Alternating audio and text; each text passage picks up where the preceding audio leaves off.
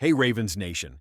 What's happening right now in the world of American football is something that defies logic and shakes the foundations of everything we know about rivalry and stability. Take a deep breath, because what we have to process today is dense, it's historic, and above all, it's the end of an era that many of us thought would last forever.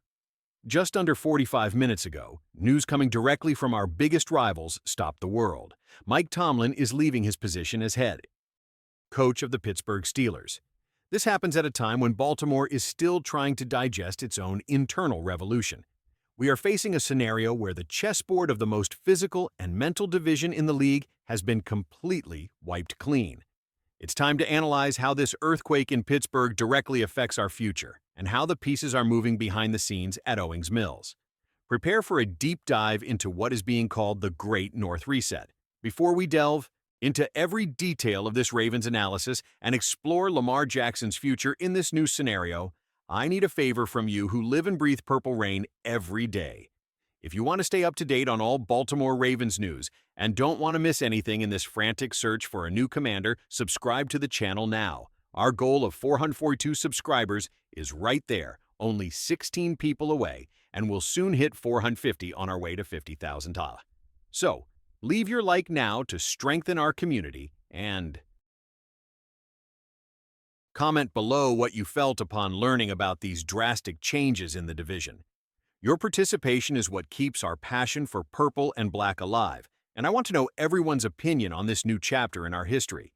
The impact of Mike Tomlin's departure is something that resonates with immense force, especially since he was the face of that franchise for 19 years. For us fans who followed every chapter of Baltimore versus Pittsburgh, seeing The this news was figure confirmed leave by is Jeremy almost- Fowler and comes right after the crushing defeat to the Houston Texans, which marked their 7th consecutive postseason loss. Many of us, myself included, watched that game with a heightened sense of rivalry, seeing the Texans dominate the Steelers by wide margins, something that has become a melancholic pattern for them in the last decade. Tomlin leaves without ever having had a season with more losses than wins, boasting a record of 193 wins, 154 losses, and 2 ties in the regular season. He is a Super Bowl champion, and his trajectory intertwines with that of John Harbaugh in a way that few rivalries in NFL history have managed to replicate. The history between these two men is long and fraught with tension. Unfortunately, in direct confrontations, Tomlin ultimately prevailed over Harbaugh, with 25 wins against 19 losses in the 44 games they played. In the playoffs, the balance was absolute, side with and 2 4 wins for epic each. matchups. But now, looking at the AFC North in 2026, we realize it will look completely different next season.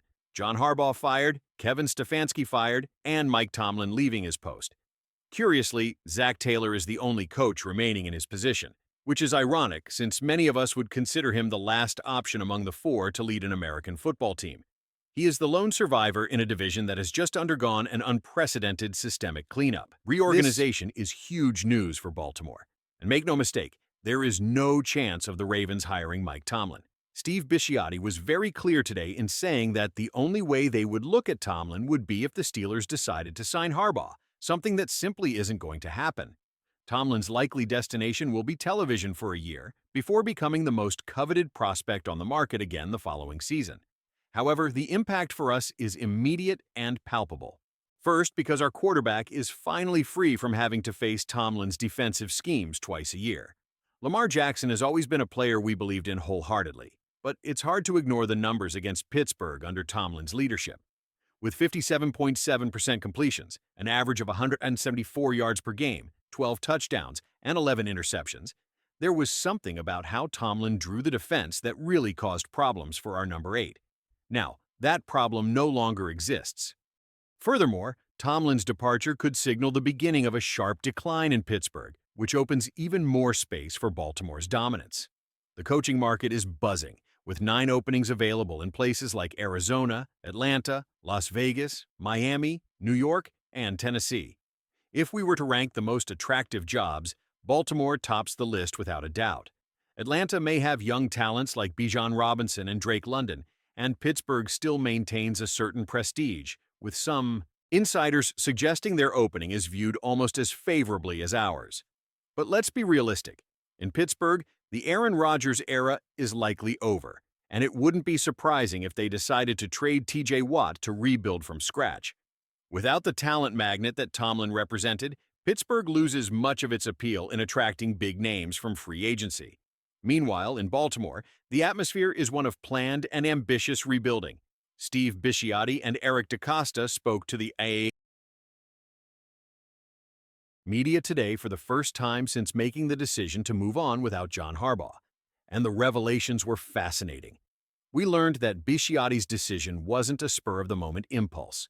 He already had in mind that it was time to move on, and before making it official, he made sure to talk to key veterans like Lamar Jackson and Derrick Henry. It was an internal consultation process to ensure the transition occurred with the support of the team's core. One of the biggest revelations was about the relationship between Lamar and Todd Monken. Contrary to what many rumors suggested, Lamar made it clear to Bisciotti that he has no problem whatsoever with Monken, demystifying any narrative of internal conflict between the quarterback and the offensive coordinator. The belief within the organization is that this roster is still fully capable of winning a Super Bowl. This dictates the pace of the Ravens' coaching search. They're not just looking for a name, but someone who believes in the immediate potential of this group. Bisciotti and DeCosta are looking for a tactical specialist, someone who brings a superior schematic advantage, something that was seen as a gap in the previous era. The focus is on finding someone who masters the X's and O's in a way that constantly puts opponents at a disadvantage. Bisciotti also criticized the offensive line, making it clear that the responsibility doesn't fall solely on the coach's shoulders, but also on groups of players who haven't taken the necessary step forward. Confidence in Eric DeCosta remains unwavering, with the owner describing his general manager as someone who is hitting an extremely high average of correct decisions. The search for the new coach will be treated as an elite event, almost like an NFL draft compressed into 3 weeks. They are scouting candidates, conducting their own interview combinations, and analyzing every detail.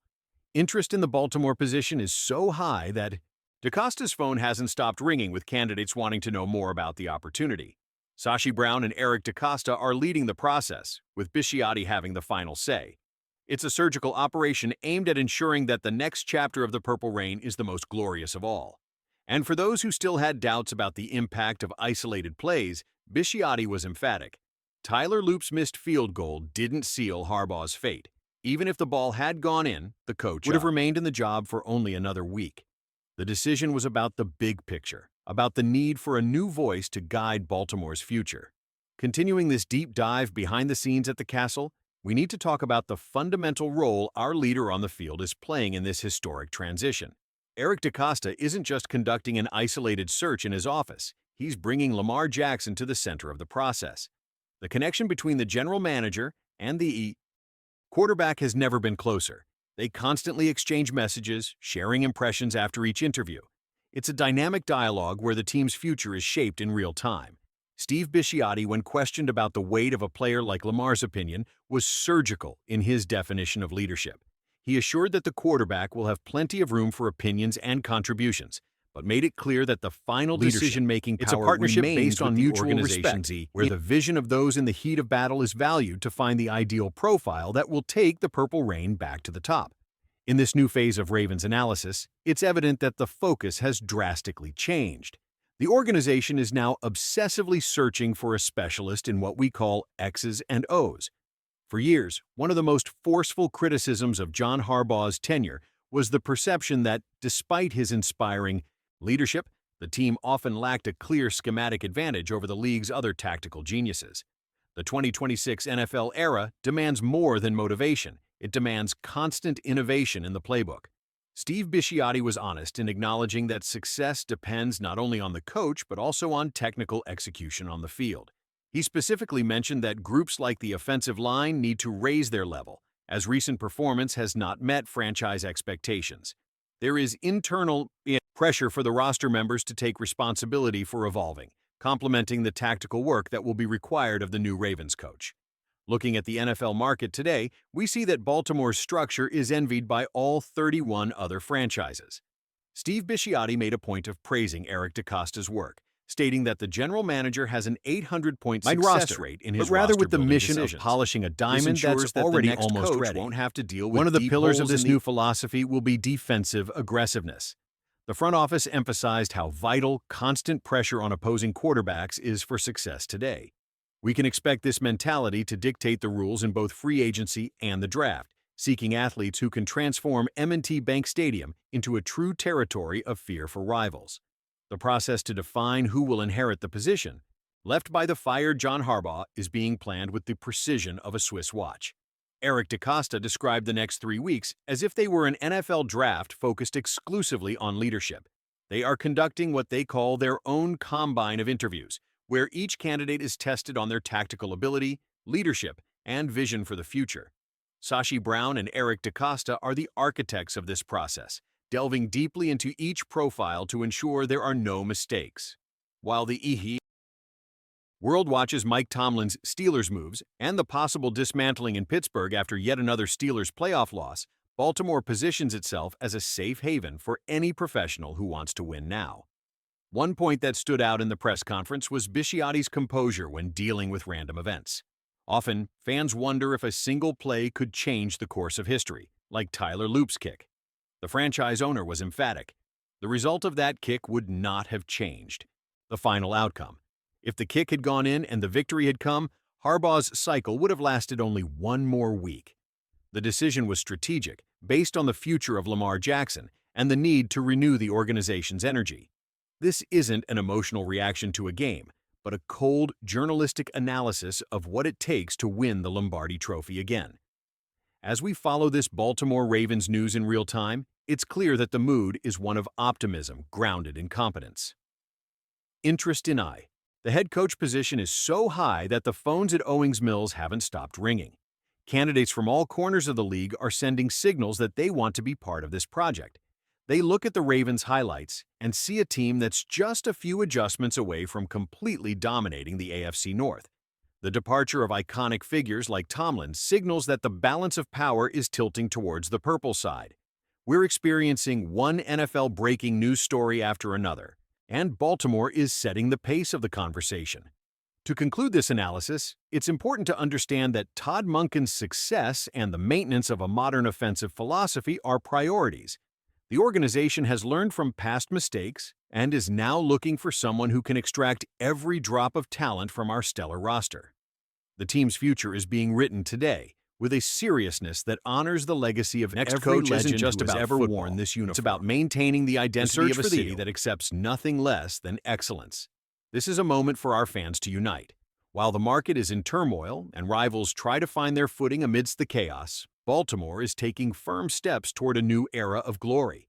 Stay tuned, because every interview and every decision made in the next 3 weeks will define where we will be in January of next year. The Purple Rain is more alive than ever, and our journey is just beginning. What did you think of Steve Bisciotti's stance on Lamar's role in the search for a new coach? Do you believe that the total focus on X's and O's is what Baltimore needed to finally overcome its playoff obstacles? Leave your analysis in the comments below, and let's discuss the future of our team. Don't forget to check out the other videos with Ravens highlights and the latest updates on the Ravens coaching search here on the channel. See you in the next video, with much